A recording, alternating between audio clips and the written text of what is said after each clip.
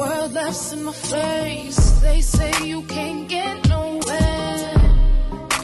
Chasing my dreams still in the same room as an infant. My vision so distant. Turn paper blue, but I got no thesis. Torn into pieces. I'll be back next weekend. I wanna be Mufasa. I wanna be a master. I wanna own my kingdom. I wanna gain my freedom. Kingdom come.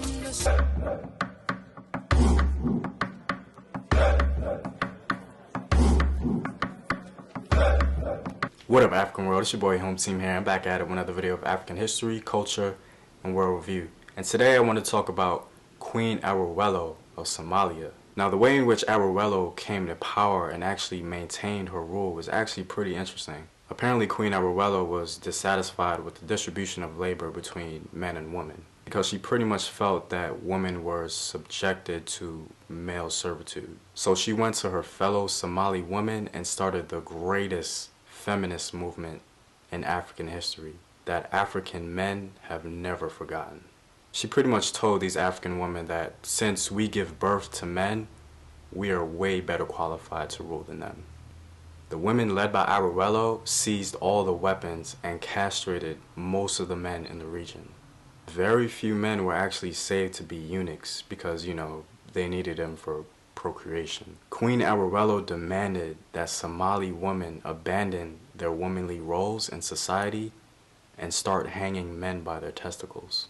She is believed to have said, and I'll quote, "We are more accommodating, more peaceful, and more practical than men." Newborn baby girls were celebrated and championed throughout this new Somali culture, while male children were castrated on sight, except for a few, blessed few, that were needed for the survival of mankind. Now, according to the legend, Queen Arello had a daughter that fell in love with a man named Ode Beak, and his name literally translates to the wise coward. I mean, can we really blame him? No, he lived in like one of the worst regions for a man, and the queen's daughter was in love with you. And because of this forbidden love, he was imprisoned. But he eventually escaped into the wilderness, where Queen Arello's daughter actually found him. No, the guy couldn't win. Queen Arello's daughter eventually had a son with the man, and following Queen Arello's tradition, she wanted to castrate him. But her daughter actually convinced her to wait until her son was older. However, when the boy got older, he took the initiative and killed Queen Arello. According to legend, before Queen Arello died, she had this to say concerning all women. She said, and I quote, "Never have confidence in any man." Now, some Somalians believe that Queen Arello was buried in Senag, and that some men throw rocks at her grave, while other females just throw flowers. Sometimes in Somali, she is no doubt a symbol of strength for not only Somali women, but for African women all over the world. It's your boy Home Team. Know thyself. Remember your ancestors. Peace. This woman is a bitch. Okay? Straight up and down. Yo, you just caught feelings. Oh my God. Why are you so upset though? This is the truth. The truth. She's a terrible. It really she's a is, terrorist. though. She's a dictator. No, man. she's not. No, she's not. Worst. First of all, how you gonna cut a kid's nuts off before he has a chance to fucking? I'm not for the harming of children. All right, let's put that aside for a minute. Let's make that very clear. I'm not for the harming of children. But that being said, shout out to the dude that cut her throat at the end. Stop. Bum, bum, bum, bum, bum, bum. You did a public service. Oh my God. Oh my goodness. Big shouts, big shouts. Why are you mad though? Listen, how many?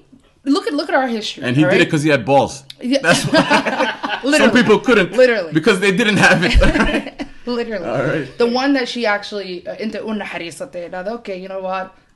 It's family. I won't do that to him. Came back and nipped her in the butt. So, but listen, how many in terms of our history, right? Gabdhaha waa la gudi jiray. like only 10 years ago. Even now, today. I don't support that nonsense either. But tit for tat. You know what I mean? Like, but that's it happened in our history. Kind of tit for tat kind of stuff, man. It happened to the men. It happened to the men, and now 10 years ago, even today, it's happening to the women, which we're not condoning at all. No, right? That's sad. Yeah. So that being said, I think she was. Somali women are known to be carrying our families, our children on our backs, even sometimes literally carrying our children on our backs. So that kind of shows where we came from in terms of that women empowerment, putting women first and our needs, and from looking from that history. Shout out to all the single mothers. Yeah, they're strong. The single mothers. The single mothers. The single mothers? Did he say the single mothers? Shout out to single mothers. Shout out to all the mothers, Miller. Shout out to all the mothers. Okay, sorry. Every mother. My bad. You know what I meant. Stop this. Trying to paint me like... No, he's right, though. Shout out to all the mothers. The single mothers. All mothers in general. Every mother in general, yes. All right. So, big ups to her.